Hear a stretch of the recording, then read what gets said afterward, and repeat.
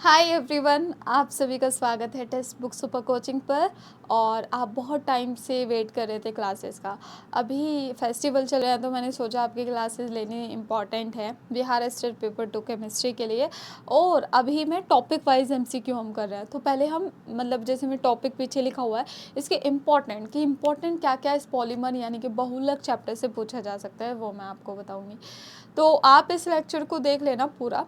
और जो इसके बाद ना क्वेश्चंस भी है, तो क्वेश्चंस भी प्रैक्टिस करेंगे, मतलब जो फेमस क्वेश्चन है जो हमेशा पूछे जाते हैं वो मैं आपको इस सेशन में कराने वाली हूँ। ठीक है, तो चैप्टर नेम इज़ पॉलीमर, और पॉलीमर को हिंदी में हम बहुलक बोलते हैं। क्या बोलते हैं इसको? बहुलक। ठीक है, कोई दिक्कत नहीं है इसमें, कोई भी समस्या आई विश नहीं होगी।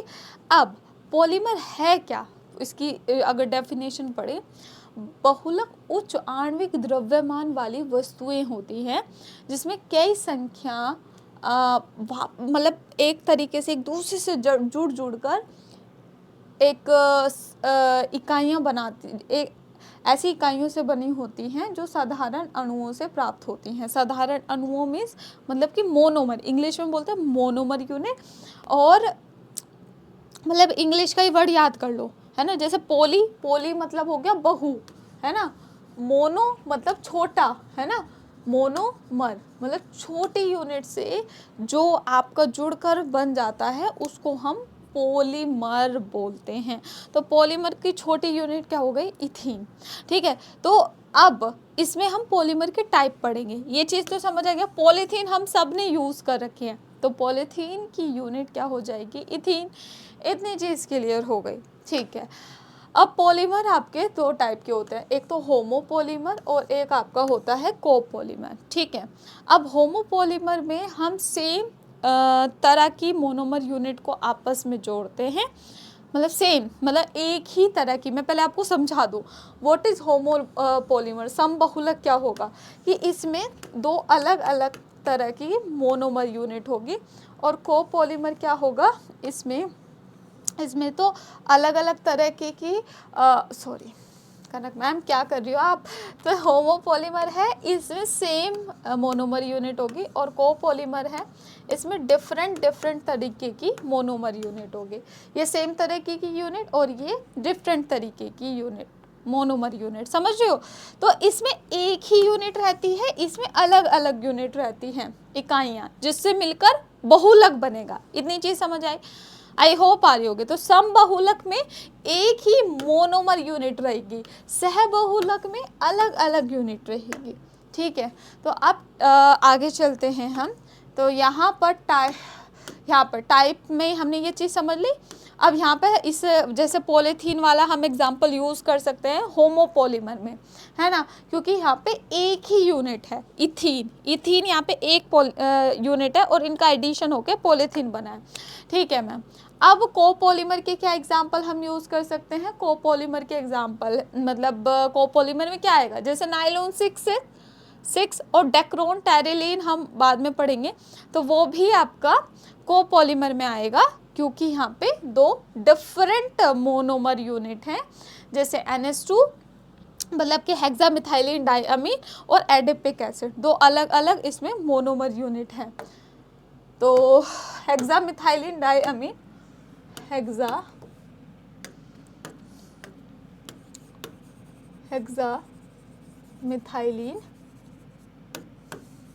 डाइअमीन, ये नायलॉन 6 की मोनोमर यूनिट है। ये आपको पता है सबसे पहला सिंथेटिक पॉलीमर था। तो हेक्सामिथाइलिन डाइअमीन और एक आपका हो गया एडिपिक एसिड। ठीक है मैम। तो यहाँ पे हेक्सामिथाइलिन डाइअमीन की बात करें तो यहाँ पर आपका क्या हो जाएगा, NH2 CS2 और ये कितना है 6, और ये भी आपका NH2। तो हेक्सामिथाइलिन डाइअमीन और ये COOH और ये एडिपिक एसिड हो जाएगा। तो इसमें क्या होगा, ये यहाँ से आपका इसमें यहाँ से ये H जाएगा और यहाँ से OH जाएगा, तो यहाँ पे NH और ये इस तरीके का CS2 6NH और CO एंड यहाँ पे CS2 4 और यहाँ पर C डबल बॉन्ड O। ये आपका क्या बन गया, ये आपकी एक पॉलीमर बन गया जिसको हमने बोला नाइलॉन 66, है ना। क्या बोला इसको, नाइलॉन 66। इसके दो मोनोमर यूनिट अलग अलग क्या है, हेक्सामिथाइलिन डाइअमीन और ये एडिपिक एसिड, ठीक है। तो ये कोपॉलीमर हो गया। अब क्लासिफिकेशन क्या है कि किस किस तरीके से ये आपकी मतलब आपको पॉलीमर आपको मिलेंगे। तो इसकी जो क्लासिफिकेशन है on the source of availability, source क्या है अवेलेबिलिटी का, एक होता है आपका नेचुरल पॉलीमर, एक होता है सिंथेटिक पॉलीमर, एक होता है सेमी सिंथेटिक। तो नेचुरल पॉलीमर में बात करें, अगर आपसे पूछा इनमें से कौन सा प्राकृतिक आपसे पूछा कि प्राकृतिक इसमें कौन सा है, तो वो नेचुरल पॉलीमर है। तो ये भी पूछा जाएगा पॉलीसैकेराइड क्या है, बहुशर्करा क्या है, तो वो स्टार्च हो जाएगा, है ना। बहुशर्करा से अगर पूछा तो ये आपके नेचुरल पॉलीमर में आएंगे। किस में आएंगे, ये आपके नेचुरल पॉलीमर में आएंगे, ठीक है। प्रोटीन हुआ, सेल्यूलोज हुआ, स्टार्च हुआ और रबर हुई, तो ये सब नेचुरल पॉलीमर हैं। तो एग्जाम्पल कभी आपसे पूछे तो याद रखना। सेमी सिंथेटिक यानी कि सिंथेटिक यानी कि अर्ध संश्लेषित में आपको याद रखना है, इसमें आपको एक ही एग्जाम्पल याद रखना है, वो है रेयॉन, है ना। रेयॉन आप नाम याद रखेंगे, ठीक है। कौन सा नाम याद रखेंगे, रेयॉन। तो ये आपका अर्ध संश्लेषित है, जैसे कि cellulose derivated are cellulose acetate and cellulose nitrate etcetera are usable example of sub category, ठीक है। अब इसमें हम ध्यान रखेंगे पॉलीएमाइड में अभी नाइलॉन 66 हम पढ़ चुके, इसके दो मोनोमर यूनिट है। अब इसकी जो दो मोनोमर यूनिट है अलग अलग थे, तो वो आप ध्यान रखना, वो होमोपॉलीमर कोपॉलीमर था, तो कोपॉलीमर है नाइलॉन 66 क्योंकि उसमें दो अलग अलग मोनोमर यूनिट थी। ये चीज़ आपको ध्यान रखनी है। इतनी चीज़ क्लियर हो गई आपको। आगे तो यहाँ पर ये जो आपका है एडिपिक एसिड और हेक्सामिथाइलिन डाइअमीन, इसमें 553 केल्विन का टेम्परेचर दोगे तो नाइलॉन 66 बन जाएगा। तो nylon 66 is fibre forming solid, it possess high tensile strength, इसमें बहुत ज़्यादा टेंसाइल स्ट्रेंथ होती है। Characteristic can be attributed to the strong intermolecular forces like hydrogen bonding. The strong force also lead to close packing of chain, thus impart crystalline nature. तो ये nylon 66 का हम use किस में करते हैं, शीट बनाने में, ब्रिस्टल में, ब्रशेज में हम इनका यूज़ करते हैं, ध्यान रखना। तो क्वेश्चन कैसे आएगा, क्वेश्चन आएगा नाइलॉन 66 की क्या मोनोमर यूनिट है। ये सबसे पहला संश्लेषित बहुलक है, ठीक है। और ये नाइलॉन 6 कैप्रोलैक्टम इसकी यूनिट हो जाएगी। पॉलीएस्टर की बात करें तो जो पॉलीएस्टर है, these are the poly condensation product of dicarboxylic acid and diol. तो पॉलीएस्टर में जो एक क्वेश्चन पूछा जाएगा, पॉलीएस्टर मतलब जो एस्टर ग्रुप है वो बहुत सारे हैं, ठीक है। तो इसमें ध्यान रखना, आपसे पूछा जाएगा Dacron and terylene, Dacron and terylene, दो चीज़ें आपसे कंफर्म पॉलीएस्टर में पूछी जाएगी।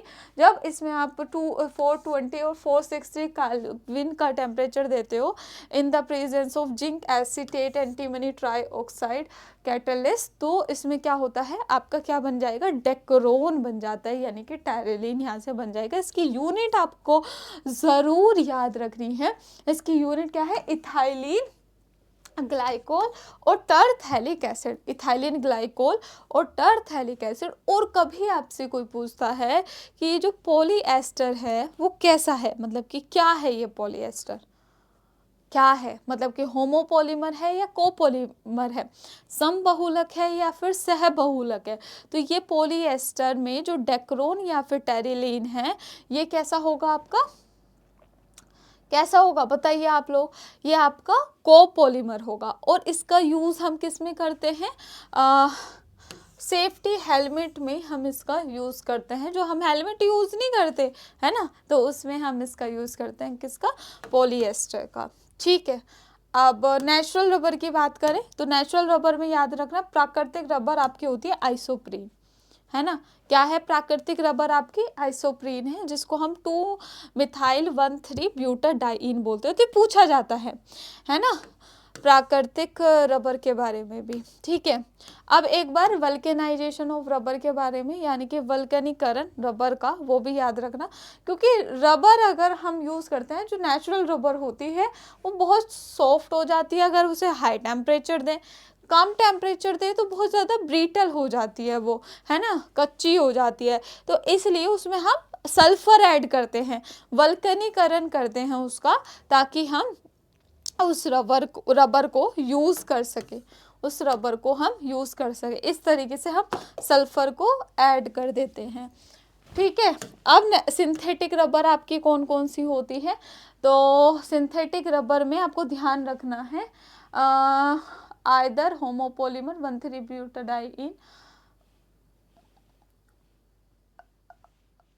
तो जैसे ब्यूनाइस ब्यूनाइन के बारे में, अच्छा यहाँ पे है नहीं, तो याद रखना ब्यूनाइस ब्यूनाइन वो आपकी सिंथेटिक संश्लेषित रबर है।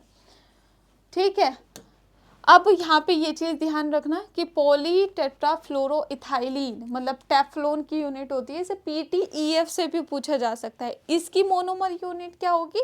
इसकी मोनोमर यूनिट होगी टेट्राफ्लोरोइथीन, और ये आएगा, ये क्वेश्चन आपसे बार बार पूछा जाएगा, बहुत इंपॉर्टेंट है, बार बार ये आपसे क्वेश्चन पूछा जाएगा, ध्यान रखना आप लोग। ठीक है, क्लियर हो रही है ये चीज़ें? तो ये टेफ्लॉन बन जाता है। और पता है टेफ्लॉन का यूज़ हम किस में करते हैं? जो इंडक्शन पे जो तवा होता है, जिसमें चिपकता नहीं है, खाना उस पर तेल डालो खाना बनाओ तो वो चिपकता नहीं है ना, तो उसको हम टेफ्लॉन बोलते हैं। मतलब वो किसका बना हुआ होता है? वो टेफ्लॉन का बना हुआ होता है। तो अब इसकी जो मोनोमर यूनिट होती है वो क्या होती है? टेट्राफ्लोरोइथीन। क्या मोनोमर यूनिट है? टेट्राफ्लोरोइथीन। इसमें हम हाई प्रेशर हीट कैटलिस्ट देके हमें टेफ्लॉन वो मिल जाता है। अब इनकी प्रोपीन पॉलीस्टाइरीन PVC इन सब की यूनिट क्या हो जाएगी? पॉलीप्रोपीन की प्रोपीन, पॉलीस्टाइरीन की स्टाइरीन, PVC की विनाइल क्लोराइड, और यूरिया फॉर्मल्डिहाइड रेजिन की यूरिया एंड फॉर्मल्डिहाइड। ठीक है, ये क्वेश्चन आपको, अच्छा ये पहले मैंने क्लास ली थी अभी, ओके ठीक है।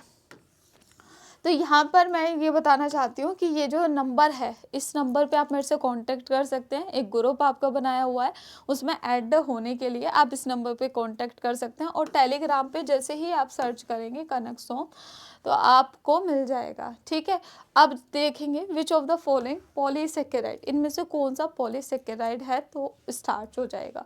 ठीक है, चलिए दूसरे क्वेश्चन पे चलते हैं। इनमें से बताइए कौन सा कंडेंसेशन पॉलीमर है? इनमें से कंडेंसेशन पॉलीमर मीन्स जो अलग अलग जुड़ेगा, मतलब अलग अलग कंडेंसेशन मतलब जिसके बाहर कुछ ना कुछ जा रहा हो, साइड प्रोडक्ट निकल रहा हो, उसको हम क्या बोलेंगे? मतलब इनमें से कौन सा है? जैसे पॉलीइथाइलीन में कुछ भी साइड प्रोडक्ट नहीं जाता, जैसे इथीन बनती है तो कोई भी उत्पाद नहीं बनता है ना, कोई भी उत्पाद नहीं बनेगा। PVC में भी नहीं बनता और टेफ्लॉन में भी नहीं बनता, सिर्फ बनेगा किस में? नाइलॉन 66 में, है ना, किस में? नाइलॉन 66 में।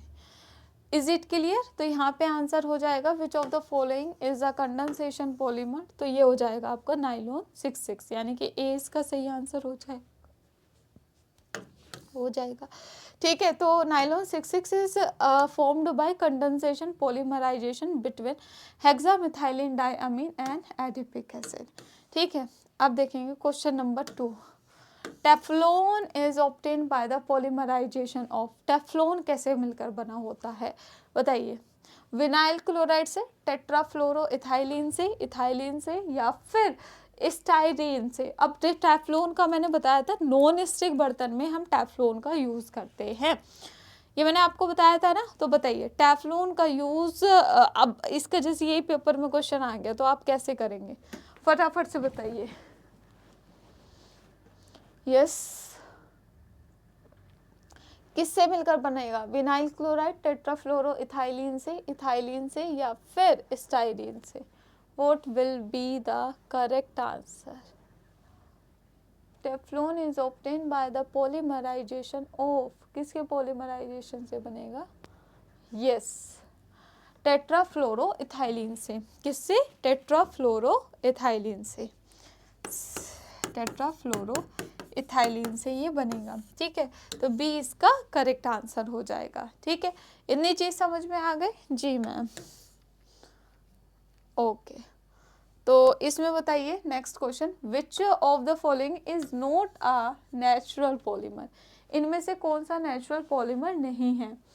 Natural rubber, PVC, silk, cellulose. PVC, इसलिए मैंने आपको प्राकृतिक जो पॉलीमर है वो याद कराए, है ना। पीवीसी एक संश्लेषित, और इसकी फुल फॉर्म भी याद होनी चाहिए आपको, पॉलीविनाइल क्लोराइड, है ना। ओके मैम, चलो इनमें से आपको बताना है कि विच of the following synthetic polymer is polyester. इनमें से पॉलीएस्टर ग्रुप कौन सा है जिसमें एस्टर ग्रुप आपको देख पाए? तो विच of the following synthetic polymer is polyester? Polyester इनमें से कौन सा है? नायलॉन 6, बेकेलाइट, टेरेलिन या पीवीसी? बताइए क्या इसका सही आंसर होगा?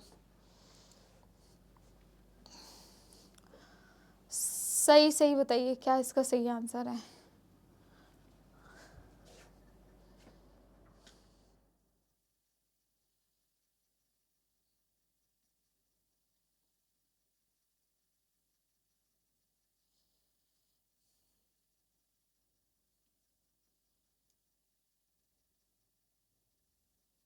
जी, which of the following synthetic polymer is polyester? इनमें से कौन सा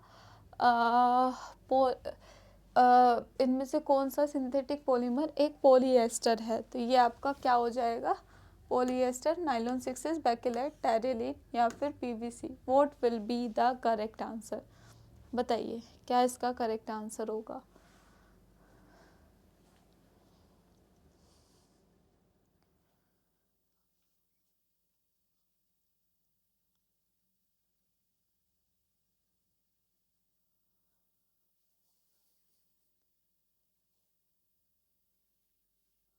नायलॉन 6, बेकेलाइट, टेरेलिन या फिर पीवीसी? तो सिंथेटिक पॉलीमर है ना, तो नायलॉन 6 है या फिर मतलब टेरेलिन ही है ना, इतना क्या सोच रहा था। टेरेलिन का दूसरा नाम डेक्रोन होता है। क्या होता है दूसरा नाम? डेक्रोन, यानी कि आंसर विल बी थर्ड इसका सही आंसर हो जाएगा। Answer will be C. ठीक है, चलिए आगे। इनमें से कौन सा ऐसा पॉलीमर है जो नॉन स्टिक बर्तनों में कोटिंग के लिए प्रयोग किया जाता है? बेकेलाइट, पीवीसी, टेफ्लॉन या पॉलीस्टाइरीन? कौन सा है जो कि नॉन स्टिक बर्तनों में हम यूज करते हैं? क्या सही आंसर होगा?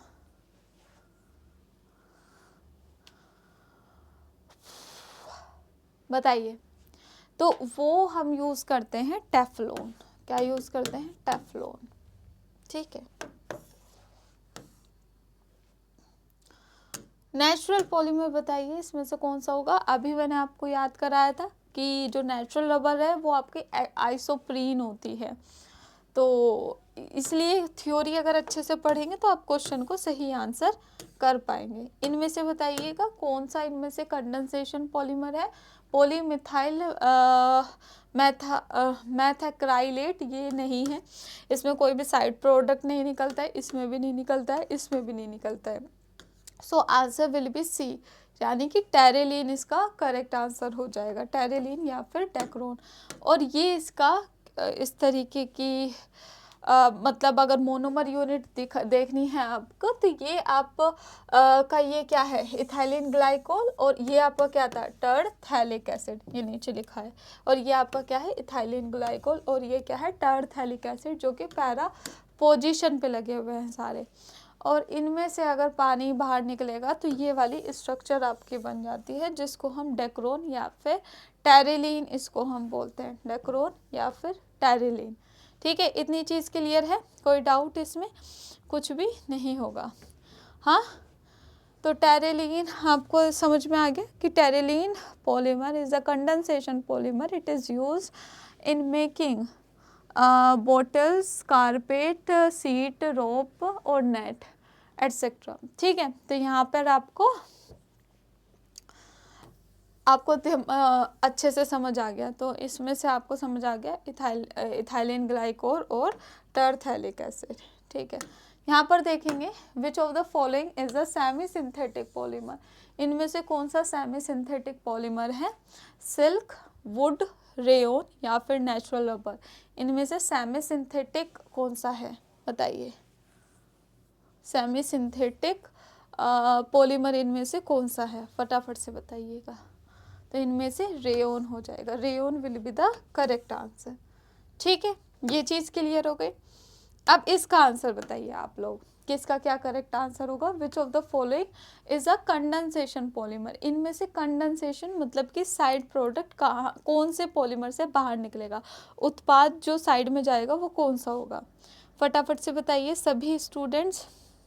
अब देखो, पॉलीविनाइल क्लोराइड में से तो कुछ भी बाहर नहीं जाएगा, पॉलीस्टाइरीन से भी कुछ बाहर नहीं जाएगा, टेफ्लोन से भी कुछ बाहर नहीं जाता, पॉलीएस्टर से जो अभी हमने एग्जांपल्स पढ़ा था, अभी ऊपर भी गया है वो वाला क्वेश्चन।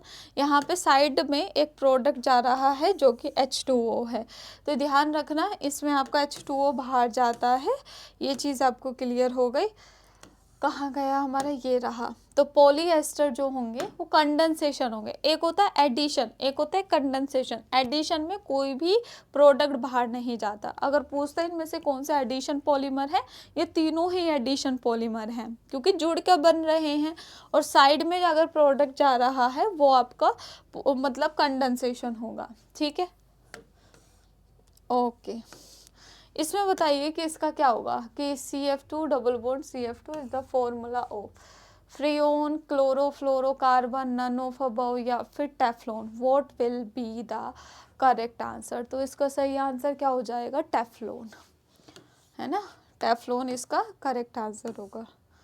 ठीक है, यहाँ पर देखेंगे which of the following is not an example of addition polymer. इनमें से कौन सा है जो एडिशन पॉलीमर का एग्जाम्पल नहीं है? और मैंने कहा था ना एडिशन पॉलीमर जिसमें जुड़कर मोनोमर यूनिट जुड़ रही है और तब कुछ बन रहा है, वो आपका एडिशन पॉलीमर है। यहाँ पे कौन सा नहीं है? फिर से टेरिलीन, है ना, टेरिलीन मतलब इसे हेलमेट में यूज़ करते थे, डेक्रोन इसका नाम होता है, टरथैलिक एसिड और इथाइलिन ग्लाइकोल इसकी मोनोमर यूनिट होती है।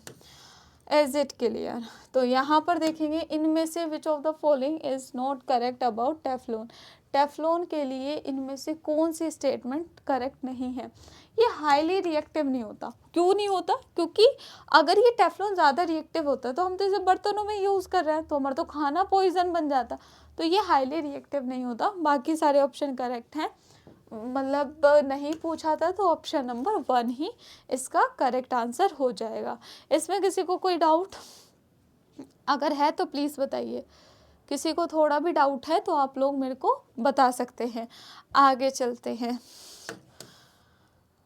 नाइलॉन क्या है? नाइलॉन इज अ पॉलीएस्टर या पॉलीएमाइड, पॉलीथाइलिन, पॉलीप्रोपाइलिन। तो क्या है? तो ये हो जाएगा पॉलीएमाइड, यानी कि बी इसका करेक्ट आंसर हो जाएगा। क्या सही आंसर हो जाएगा? बी, यानी कि polyamide will be the correct answer.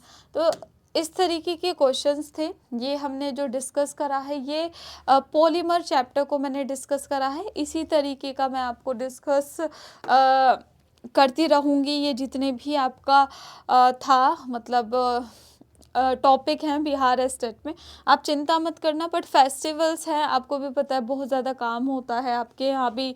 मतलब जैसे बिहार में छठ पूजा फेमस है, हमारे यहाँ भी थोड़ा दिवाली के टाइम पे थोड़ा हेक्टिक रहता है, तो इसलिए थोड़ी सी ड्यूरेशन आपकी कम रहेगी वीडियो की। बट आप कुछ ना कुछ सीख पाए होंगे इस वीडियो से भी, और काफ़ी क्वेश्चन इसी तरीके के आपके बनेंगे। एंड इसकी PDF मैं आपको शेयर कर दूँगी जो आपका रेस्पेक्टिव मैंने ग्रुप बनाया हुआ है उस पर। और बीच में मैंने आपको नंबर भी शेयर किया था अपना, दिस इज़ माई नंबर, कि इस पर आप मुझे व्हाट्सअप कर देना कि मैम हम बिहार स्टेट पेपर 2 के स्टूडेंट हैं, 6395234937। तो ये आपका ना आपका नंबर, मतलब ये जो नंबर है इस पर आप मुझे कांटेक्ट कर सकते हैं। ठीक है, इसमें कोई दिक्कत आपको नहीं आएगी। हाँ, और थोड़ी-सी स्ट्रैटेजी आपको थोड़ी-सी बनानी पड़ेगी कि हम कैसे कवर कर सकते हैं, कि जैसे हमारा हम प्रीवियस ईयर पेपर देखा है, तो ऐसा नहीं है सारे के सारे क्वेश्चंस हार्ड ही हैं। हमें कुछ चैप्टर्स चूज़ करने हैं। जैसे मैंने आपको बताया था कि केमिकल काइनेटिक्स चैप्टर है ना? और आपका दूसरा चैप्टर कौन-सा नाम था उसका? Coordination compound. ऑर्गेनिक में जीओसी से क्वेश्चन आपके आने हैं, है ना? जीओसी से आपसे क्वेश्चन बहुत ज़्यादा पूछे जाएंगे। और अल्कोहल वाले चैप्टर से, कार्बोहाइड्रेट से, जैसे ग्लूकोज की रिएक्शंस है सारी, वो आपसे पूछी जाएगी। तो वो सारी रिएक्शंस मैं आपको नेक्स्ट वीडियो में आपको बताने वाली हूँ। और एक और चीज़ आपको दिवाली सेल, मतलब फेस्टिवल के टाइम पे हमारे यहाँ सेल है, मतलब पूरे एक ईयर का आपको मिल रहा है, 899 में बैच मिल रहा है आपको। तो इस चीज़ का आप बहुत, और इसके साथ पास प्रो मैक्स भी आपको मिल रहा है। जो अभी मैंने नंबर दिखाया, आप उस पे ही मुझे व्हाट्सअप कर सकते हैं, और मैं आपको इसका लिंक दे दूँगी, क्योंकि आपको आगे अगर और भी एग्ज़ाम देने हैं एस्टेट के अलावा भी, जैसे अभी 2025 में बहुत सारी वैकेंसीज़ आई हैं, तो वो सारे जो भी बैचेस हैं वो मैं मतलब सारे आपको तैयारी करनी होगी, तो आपको 899 में वो सारा एक्सेस मिल जाएगा। साथ में आपको पास प्रो मैक्स भी इसमें मिलेगा। मतलब पास प्रो मैक्स अलग से आपको ख़रीदना पड़ता था टेक्स्ट बुक का, तो जितने भी मॉक टेस्ट होते हैं, टेस्ट सीरीज़ होते हैं, वो मिल जाएंगे। जो मैंने आपको नंबर दिया है, इस पे आप मुझे क्या कर सकते हो, मैसेज कर सकते हैं कि मैम हमें ये जो आपका सेल में चल रहा है, इस वाले का हमें लिंक चाहिए, कैसे परचेज करना है वो सब, और आपको फिर मैं ग्रुप में ऐड कर दूँगी। 6395234937, दिस इज़ माई नंबर। ठीक है, इसमें कोई इशू है तो प्लीज़ आप पूछ सकते हैं। और आई होप आपकी दिवाली बहुत ज़्यादा अच्छी बनी हुई हो। तो इसमें जैसे क्वेश्चंस है, जैसे मैंने बताया, नाइलॉन 6 का भी पूछा जा सकता है, नाइलॉन 6 की मोनोमर यूनिट क्या है। तो आप इस होमवर्क मुझे बताएंगे कि जैसे डेक्रोन है, डेक्रोन या टेरेलिन, इनकी मोनोमर यूनिट क्या है। ठीक है, ऐसे ही पॉलीथीन की भी बताना। तो आप खुद कमेंट सेक्शन में लिखेंगे तो आपको याद रहेंगी। और टेफ्लॉन की बताना, टेफ्लॉन की मोनोमर यूनिट बता दी। और नाइलॉन 66 और नाइलॉन 6, नाइलॉन 66 और नाइलॉन 6, इनकी आपको मोनोमर यूनिट मुझे बतानी है, क्या इनकी मोनोमर यूनिट है। ये आपका होमवर्क रहेगा। अब जो भी इस लेक्चर में तुमने पढ़ा है वो अब इम्पॉर्टेंट रहेगा कि आप कैसे आंसर कर रहे हो, कहाँ पर आंसर कर रहे हो, मतलब कमेंट सेक्शन में। जितना आप लिखोगे, मतलब जितना आप रिवाइज करोगे कि आपने कितना पढ़ा। जैसे अब आपसे पूछ ले कि सेमी सिंथेटिक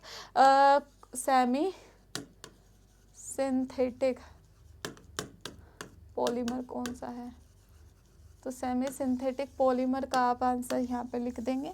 मतलब होमवर्क में ये चीज़ें करनी है कि जैसे हम पूरा पढ़ते हैं, जैसे वल्कनीकरण करेंगे तो हम किसको ऐड करेंगे, तो वो सब आपके दिमाग में घूमना चाहिए कि हमने इस पूरे मैम ने जो पढ़ाया उसमें हमने क्या सीखा।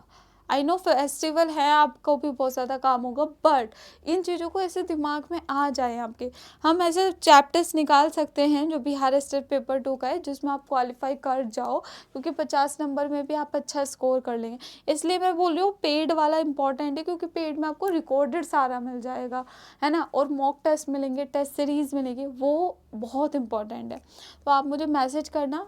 और वो ऐसा नहीं है 899 का है, आपको 329 का भी मिल जाएगा, 329 का भी आपको मिल जाएगा बैच, यानी कि इसमें भी ये 3 मंथ का एक्सेस है, तो आप 3 मंथ के लिए भी एक्सेस कर सकते हो। 6395234937 पे मुझे व्हाट्सएप करके।